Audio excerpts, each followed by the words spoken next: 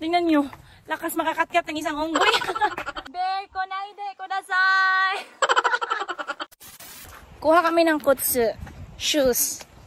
Kasi papasukin namin yun doon. Isa kamban guys na kawa ni uritari nyuyoko shinaide kudasai.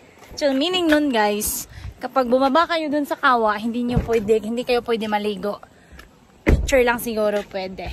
Pasukin natin yun mamaya. Shoes muna kasi pupuntahan natin. Shoes muna tayo guys. Anong tawag dito guys? Kayo na yung manghusga. Ouch! So, 18 degrees Celsius at maliligo kami ng waterfalls. My God. Kuko! Ayan siya. Charot! Ayan, yung area. Bago pala tayo pupunta sa waterfalls, ay akyatin muna natin yung white rock sa itaas. At ayan na, tiningnan ng tour guide ko yung place ng waterfalls at ilang oras siya papunta doon. So, yung makikita nyo ay parking area siya doon papunta sa waterfalls. Dito para kaming unggoy. Magka-climb na naman kami para kaming unggoy. Tingnan nyo, lakas makakatkat ng isang unggoy. Ang isang unggoy guys, malakas kumatkat. Wag gumay. Ako ano, pati nahangusa. Hoy, what ako? What ako? Asa man may aning paingon? Ay, ganda naman ko niya sa ano eh. Huwag siya kayo ba? Nidaghan anis Pilipinas. Uy, naidaghan anis Pilipinas. Ay, mawali na ta. Muna ni siya guys, ay ambot lang. Ambot lang ni mo. Alam niyo ba ba't siya nag-clap-clap guys? Para ma-aware yung bear na may tao. Umakyat kayo ng bulubundukin guys. Ganyan yung gagawin nyo. Bear konaide kudasai. Ganyan yung guys ha. Ganon yung technique. Pag kumatkat kayo. Kumatkat pala. Oh. My God. Oh, ganyan. Bear konaide kudasai. Oh, ganyan lang guys. Para ma-aware yung bear na may maliit na tao na umakyat ng bundok. Oh. Na naman may dinhead guys. Ito. Pero ka. Maduro. Skareta. Haraheta. Watashi boss. I'm ugly, I know, right? Watashi boss. Nani itasaki? Daijoubu desu. だから最初からブス。オリジナルブス。 Oh my God, walang hiya. つまりこれより悪くならない。 Sabi ko, pumangit ako dito.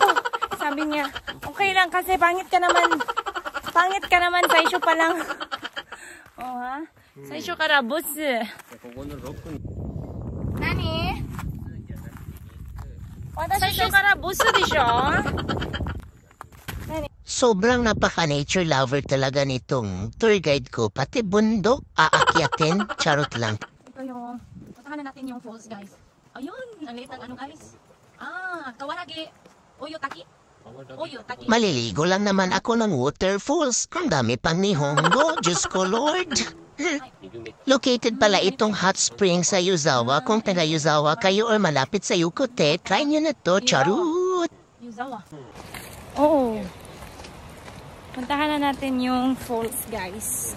Ready na ba kayo? Kasi ako ready na. Charot! Ay!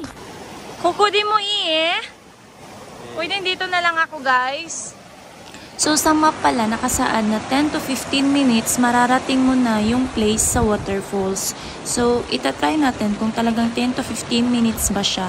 At take note, sobrang maliit po yung daan niya. Tsaka masikip.